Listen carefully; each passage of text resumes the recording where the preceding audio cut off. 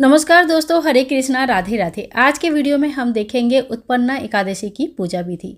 आज ही के वो विशेष दिन था जिस दिन भगवान श्री विष्णु जी से एकादशी माता का जन्म हुआ था। एकादशी माता का उसी दिन भगवान श्री विष्णु जी ने माता को आशीर्वाद किए थे कि जो भी एकादशी के दिन पूर्ण विधि विधान से और पूर्ण श्रद्धा के साथ मेरी पूजा करेंगे उनकी सर्वथा उन्नति होगी, उनको वैकुंठ धाम की प्राप्ति होगी, इहलोक और परलोक का समस्त प्रकार के सुख की समृद्धि की प्राप्ति होगी। अगहन महीने की कृष्ण पक्ष की एकादशी को उत्पन्ना एकादशी कहा जाता है। अगर आप एकादशी की व्रत शुरू करना चाहते हैं तो आप उत्पन्ना एकादशी के दिन से अपना पूर्ण संकल्प के साथ इस व्रत को शुरू कर सकते हैं। इसी महीने भगवान श्री कृष्ण के बाल स्वरूप लड्डू गोपाल जी और भगवान श्री कृष्ण की विशेष पूजा अर्चना की जाती है। इसीलिए इस एकादशी में आप भगवान श्री विष्णु जी के साथ साथ कान्हा जी की किसी भी स्वरूप की पूजन कर सकते हैं। सबसे पहले देखो, सवेरे उठ के नहा धो के साफ कपड़े पहन लीजिए और एक जगह ठीक कर लीजिए जहां आप पूजा करेंगे, कोई साफ सुथरा स्वच्छ जगह। जिसके बाद एक पटला रखेंगे या चौकी रखेंगे, जो भी आपके पास है। और चाहे तो आप इस दिन जो नया पीला कपड़ा यूज़ कर सकते हैं, क्योंकि आज से आप अगर पहले दिन से व्रत शुरू कर रहे हैं, और नहीं तो जो भी भगवान के कपड़े हैं वो यूज़ कर सकते हैं। तो मैंने पीला कपड़ा यहाँ पे बिछा दिया। इसके बाद देखिए, तिल यूज़ होता है, ठीक है। उत्पन्ना एकादशी या किसी भी एकादशी में चावल का जो खाना पीना प्रयोग समस्त प्रकार से चावल निषेध माना जाता है, ठीक है। तो चावल बिल्कुल यूज़ नहीं करेंगे। और अगर आप आज के दिन से व्रत शुरू कर रहे हैं संकल्प लेके, तो आप घट स्थापना अति अवश्य कर लीजिए।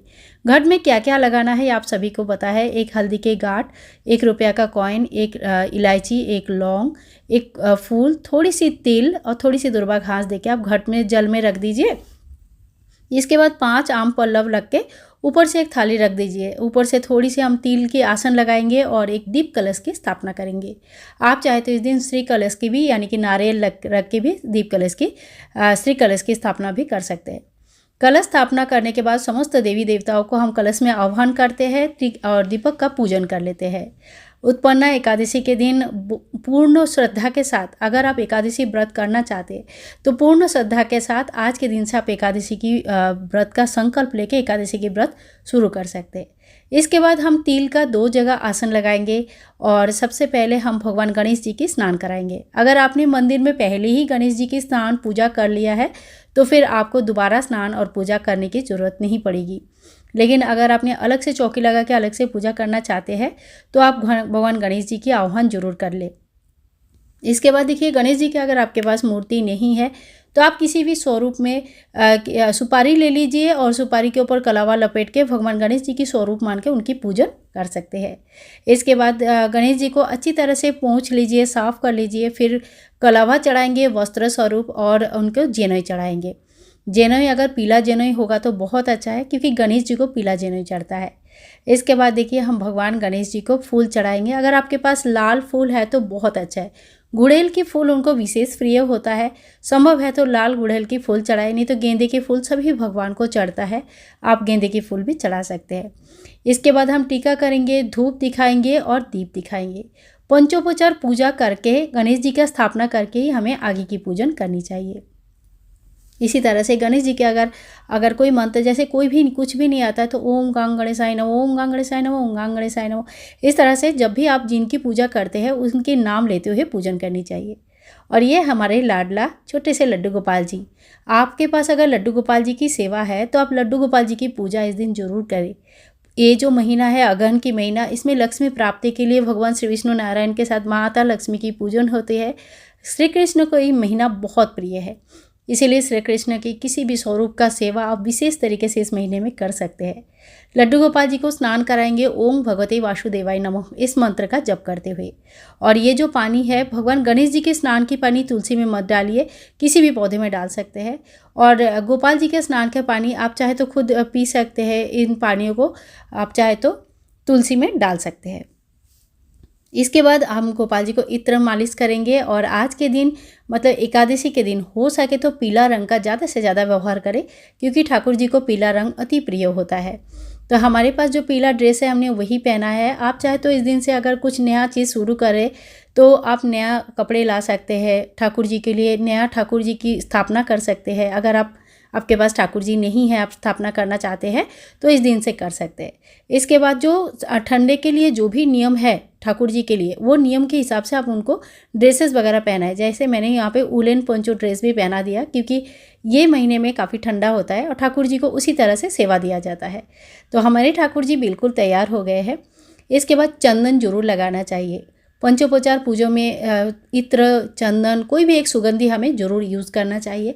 तो यहाँ पे मैंने चंदन थोड़ा सा पीस लूँगी और ठाकुर जी के लिए तिलक करेंगे। जब भी गर्मी में हम चंदन का सेवा देते हैं तो क्या करते हैं, पूरे कपाल में अच्छी तरह से चंदन को लगाते हैं।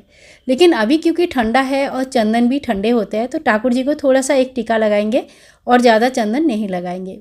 थोड़ी सी चंदन हम हमारे गणेश जी को भी, गणपति पापा को भी लगाएंगे।